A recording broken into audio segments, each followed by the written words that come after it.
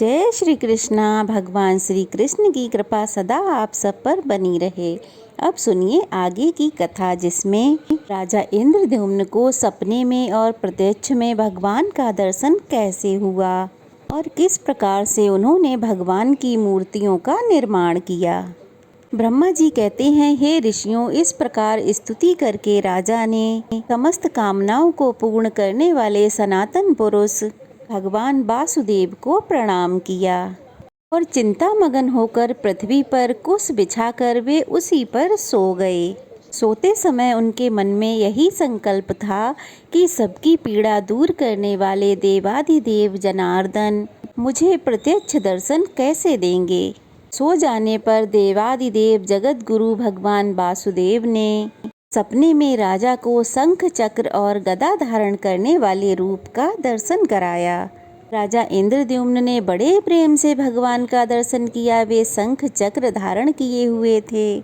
उन्होंने सारंग नामक धनुष और बाण भी धारण कर रखे थे। उनका स्वरूप प्रलय कालिक सूर्य के समान दैदिप्यमान हो रहा था और वे प्रज्वलित तेज के विशाल मंडल लग रहे थे। उनका श्रीअंग नीले पुखराज के समान श्याम था।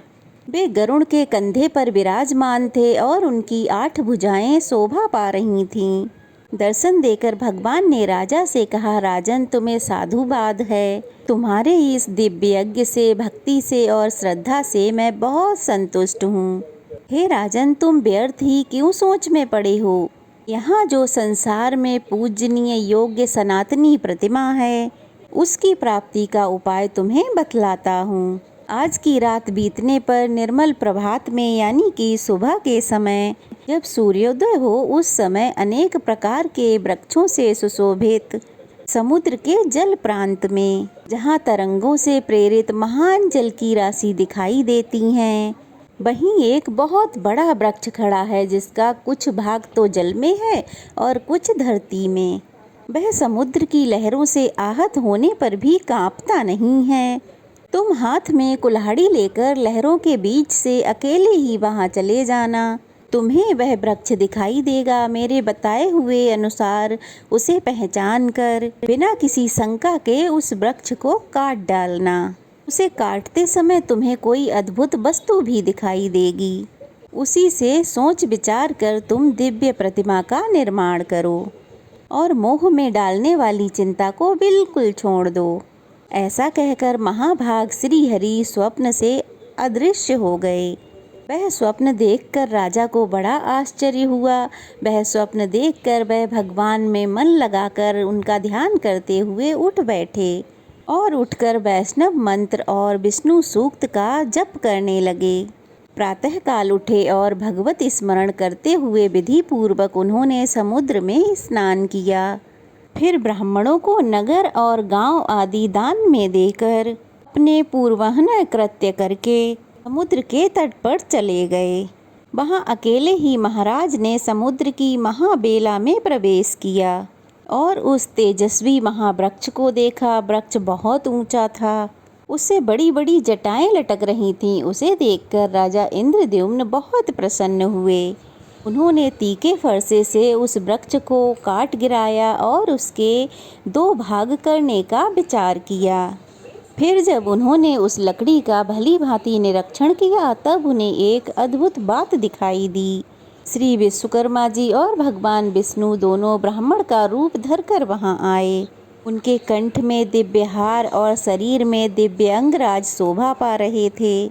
वे दोनों अपने तेज से प्रज्वलित हो रहे थे। राजा के पास आकर उन्होंने पूछा, महाराज, आप यहाँ कौन सा कार्य करेंगे? किस कारण से आपने इस पेड़ को काट गिराया है? उन दोनों की बात सुनकर राजा बहुत प्रसन्न हुए और उन्होंने उत्तर दिया, मैं यहाँ आदि अंत से रहित देवाधिदेव भगवान विष्णु की आराधना के लिए प्रतिमाएं बनवाना चाहता हूँ। इसके लिए मुझे भगवान ने ही स्वयं स्वप्न में प्रेरित किया है। राजा की यह बात सुनकर भगवान जगन्नाथ ने हंसकर कहा, महाराज, आपका विचार तो बड़ा उत्तम है। इसके लिए धन्यवाद है।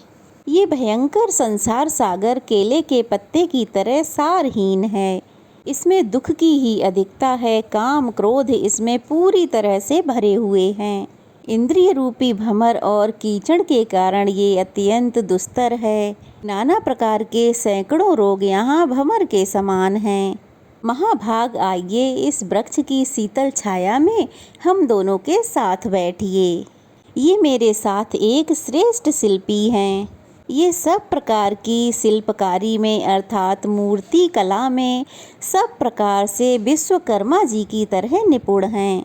आप किनारा छोड़कर चले आइए, ये मेरे बताए अनुसार प्रतिमा तैयार कर देंगे। अब देखिए, भगवान स्वयं ही राजा इंद्रद्युम्न को बता रहे हैं कि किस प्रकार से प्रतिमाओं का निर्माण करना है।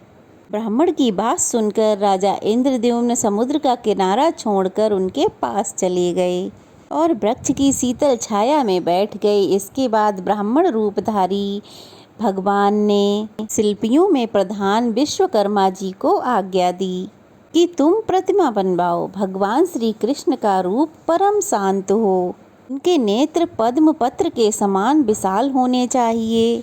श्री वक्ष स्थल पर वक्ष चिन्ह तथा स्तुप मणि तथा हाथों में शंख चक्र गदा धारण किए हों। क्या आप सभी में से किसी ने कभी भगवान जगन्नाथ जी के मंदिर में जाकर उनके दर्शन किए हैं?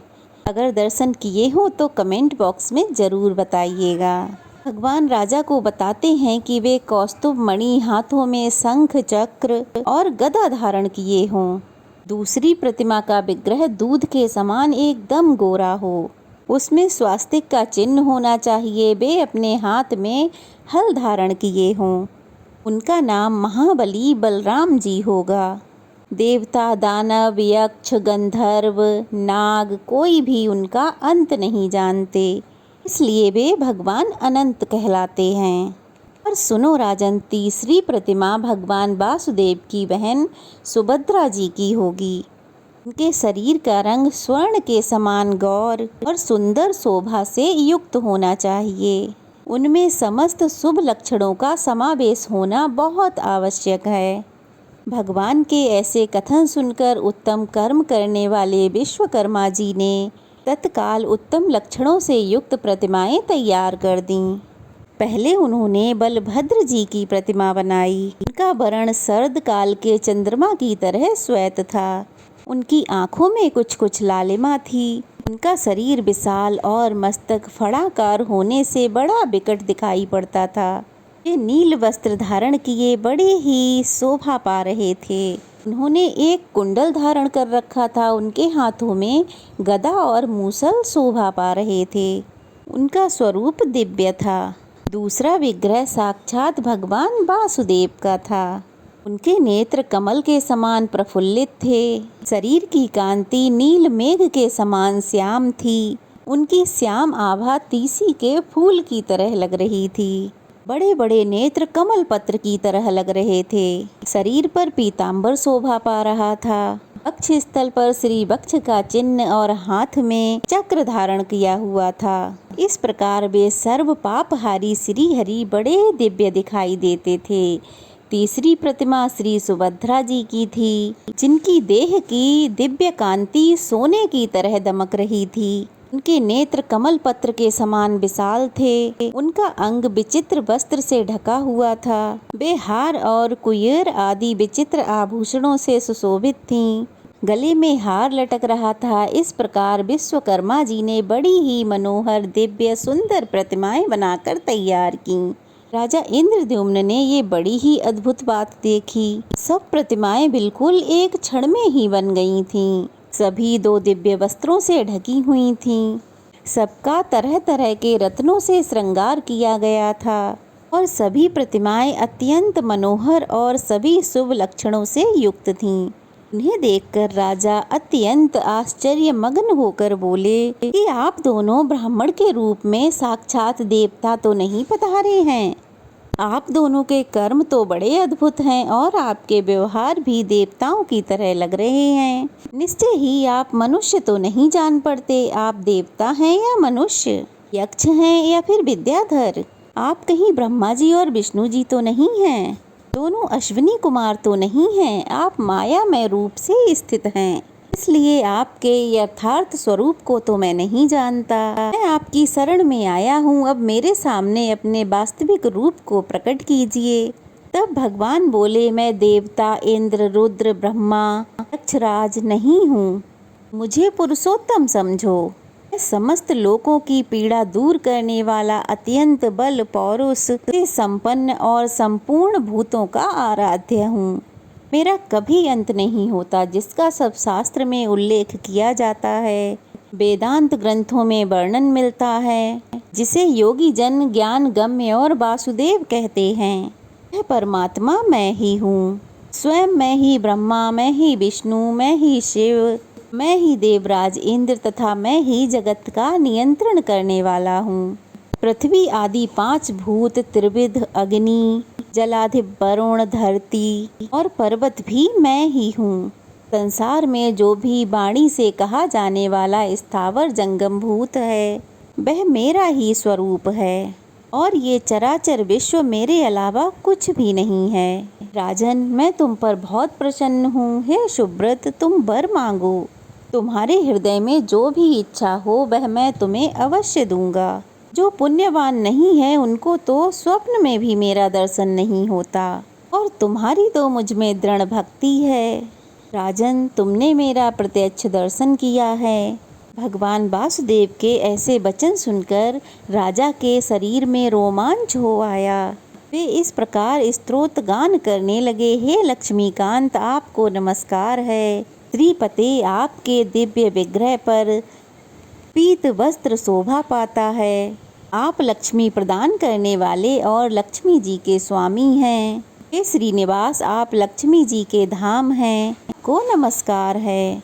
आप आदि पुरुष, ईशान, सबके ईश्वर, सब और मुख वाले, निष्कल और सनातन परम देव हैं, आपको नमस्कार है। आप शब्द और गुणों से अतीत, भाव और अभाव से रहित, निर्लेप, निर्गुण, सूक्ष्म, सर्वज्ञ तथा सबके रक्षक हैं। आपका स्वरूप वर्षा काल के मेघ के समान श्याम है। आप गौ और ब्राह्मणों के हित में सदा संलग्न रहते हैं। आप सबकी रक्षा करते हैं। आप शंख, चक्र, गदा और मूषल धारण करने वाले देवता हैं। आपके श्री अंग की सुषमा नील कमल दल के समान श्याम है। आप क्षीर सागर के भीतर शेष नाग की सैया पर शयन करने वाले हैं। आप देव देवेश्वर, वरदाता, व्यापक, सर्वलोकेश्वर, मोक्ष के साधक, अविनाशी भगवान विष्णु हैं। आपको पुनः मेरा प्रणाम है। इस प्रकार भगवान की स्तुति करके राजा ने हाथ जोड़कर प्रणाम किया और धरती पर मस्तक टेक कर कहा, नाथ, अगर आप मुझ पर प्रसन्न हैं तो मैं उत्तम ये वर मांगता हूँ। देवता, असुर, यक्ष, गंधर्व, राक्षस, किन्नर, महानाग, सिद्ध, गुह्यक, विद्वान, सन्यासी, योगी, वेद तत्व का विचार करने वाले या अन्यान मोक्ष मार्ग के ज्ञाता, मनीषी पुरुष जिस निर्गुण, निर्मल और शांत परम पद का ध्यान करते हैं, उस परम दुर्लभ पद को मैं आपकी कृपा से प्राप्त करना चाहता हूँ। श्री भगवान बोले, राजन, तुम्हारा कल्याण हो। सब कुछ तुम्हारी इच्छा के अनुसार ही होगा। मेरी कृपा से तुम्हें तुम्हारी मनोवांछित वस्तु अवश्य प्राप्त होगी। राजन, तुम 10,900 वर्षों तक अपने अखंड राज्य का उपभोग करो। उसके बाद उस दिव्य पद को प्राप्त होगे जो देवता और असुरों के लिए भी दुर्लभ है, जिसे पाकर सब मनोरथ सिद्ध हो जाते हैं, जो शांत, गूढ़, व्यक्त, अव्यय, पर से भी पर, सूक्ष्म, निर्लेप, ध्रुव, चिंता और शोक से मुक्त तथा कार्य और कारण से वर्जित ये नामक परम पद है। उसका तुम्हें साक्षात्कार कराऊंगा। उस परमानंद परम पद को पाकर तुम मोक्ष को प्राप्त हो जाओगे। राजन, इस पृथ्वी पर जब तक बादल पानी बरसाते रहेंगे, जब तक आकाश, चंद्रमा, सूर्य और तारे दिखते रहेंगे, जब तक 7 समुद्र और मेरु आदि पर्वत मौजूद रहेंगे तथा जब तक दिवलोक में देवताओं की सत्ता बनी रहेगी, तब तक इस भूलोक पर चारों ओर तुम्हारी अक्षय कीर्ति छाई रहेगी। तुम्हारे यज्ञांग से प्रकट होने वाला तालाब इंद्रद्युम्न सरोवर के नाम से प्रसिद्ध तीर्थ होगा। जिसमें एक बार स्नान करके मनुष्य इंद्रलोक प्राप्त कर सकते हैं। जो इस सरोवर के सुंदर तट पर पिंडदान करेगा वह अपनी 21 पीढ़ियों का उद्धार करके इंद्रलोक को जाएगा और वहां विमान पर बैठकर अप्सराओं से पूजित होकर गंधर्वों के गीत सुनता हुआ 14 इंद्रों की आयु पर्यंत निवास करेगा। समुद्र के दक्षिण भाग में नैऋत्य कोण की ओर जो बरगद का वृक्ष खड़ा है, उसके ही पास में केवड़े के वन से ढका हुआ एक मंडप है जो नाना प्रकार के वृक्षों से व्याप्त है।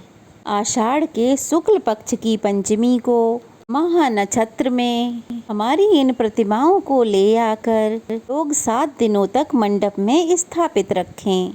समय बड़ा उत्सव होगा। सोने के दंड लगे हुए चवर तथा रत्न भूषित व्यंजनों द्वारा सब लोग हमें हवा करेंगे। इस प्रकार मंडल पाठ पूर्वक हमारी स्थापना होगी। ब्रह्मचारी, सन्यासी, स्नातक, वानप्रस्थ, गृहस्थ, सिद्ध तथा अन्य ब्राह्मण नाना प्रकार के पदों वाले स्तोत्रों, ऋग, यजु और सामवेद की ध्वनि से बलराम और श्री कृष्ण की स्तुति करेंगे। उस समय जो मनुष्य भक्ति पूर्वक मेरी स्तुति, दर्शन अथवा नमन करेगा वह श्री हरि के शोभा में धाम में विराजेगा। इस प्रकार राजा को वरदान देकर विश्वकर्मा सहित भगवान श्री हरि वहां से अंतर्ध्यान हो गए। राजा की प्रसन्नता की तो कोई सीमा ही नहीं रही। उनका शरीर रोमांचित हो आया। उन्होंने भगवान के दर्शन से अपने आप को कृतकृत्य माना। इसके बाद श्री कृष्ण, बलराम और वरदायिनी सुभद्रा जी को मणियों से जड़े हुए विमानों के आकार के रथों में बिठाकर वे बुद्धिमान राजा अमात्य और मंत्रियों सहित मंगल पाठ तथा गाजे बाजे के साथ ले आए और उन्हें परम मनोहर पवित्र स्थान में पधराया। फिर शुभ तिथि, शुभ समय, शुभ नक्षत्र और शुभ मुहूर्त में ब्राह्मणों के द्वारा उनकी प्रतिष्ठा कराई। उत्तम महल में वेदोक्त विधि पूर्वक प्रतिष्ठा करके उन सब विग्रहों को स्थापित किया। फिर तरह तरह के सुगंधित पुष्पों से विधिवत पूजन करके फिर तरह तरह के सुंदर मोती, मणि और सुंदर वस्त्र अर्पित किए।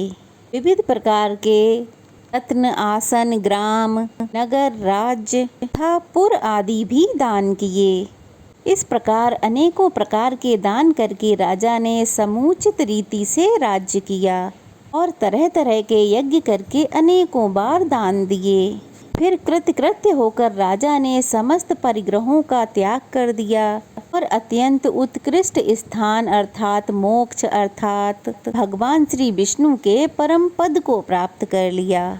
मुनियों ने पूछा, हे सुरश्रेष्ठ, किस समय पुरुषोत्तम तीर्थ की यात्रा करना उचित है और प्रभु किस विधि से पंच तीर्थ का सेवन अर्थात दर्शन करना चाहिए? स्नान दान रूप एक एक तीर्थ का और दर्शन का जो अलग अलग फल हो वह सब भी बताइए। तब ब्रह्मा जी बोले, जो कुरुक्षेत्र में अपनी इंद्रियों और क्रोध को जीत कर बिना कुछ खाए पिए 70,000 वर्षों तक एक पैर पर तपस्या करता है और जो ज्येष्ठ शुक्ल द्वादशी को उपवास पूर्वक भगवान पुरुषोत्तम का दर्शन करता है वह पहले की अपेक्षा अधिक फल का भागी होता है। इसलिए मुनिवरों, स्वर्ग लोक की इच्छा रखने वाले ब्राह्मणों चाहिए कि वे ज्येष्ठ मास में प्रयास करके स्त्री संयम पूर्वक भगवान पुरुषोत्तम का दर्शन करें।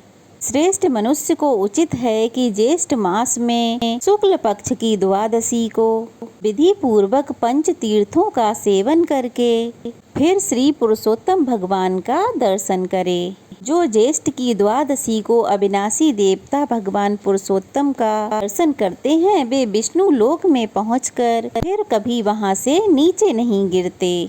इसलिए ज्येष्ठ में प्रयत्न पूर्वक वहां की यात्रा करनी चाहिए और वहां पंच तीर्थ सेवन पूर्वक पुरुषोत्तम का दर्शन करना चाहिए। जो अत्यंत दूर होने पर भी भक्ति पूर्वक भगवान पुरुषोत्तम का कीर्तन करता है वह शुद्ध चित्त होकर भगवान विष्णु के धाम में जाता है। जो श्रद्धा पूर्वक एकाग्रचित होकर श्री कृष्ण के दर्शनार्थ यात्रा करता है वह सब पापों से मुक्त होकर विष्णु भगवान के धाम को जाता है। जो दूर से भगवान पुरुषोत्तम के प्रसाद शिखर पर स्थित नील चक्र का दर्शन करके उसे भक्ति पूर्वक प्रणाम करता है वह मनुष्य सहसा पाप से मुक्त हो जाता है। आज की कथा यहीं तक। इससे आगे का वृतांत आप लोग अगली कथा में ज़रूर सुनिएगा। तो आज की कथा कैसी लगी कमेंट बॉक्स में बताइएगा और पूछे गए प्रश्न का जवाब भी ज़रूर दीजिएगा। अगर कथा अच्छी लगी हो तो अच्छे कमेंट्स कीजिए, वीडियो को लाइक कीजिए, ज़्यादा से ज़्यादा शेयर कीजिए, अपना प्यार और आशीर्वाद दीजिए। और अगर नए हैं तो प्लीज़ जल्दी से चैनल को सब्सक्राइब कर लीजिए। तो चलिए फिर मिलते हैं, तब तक के लिए जय श्री कृष्णा।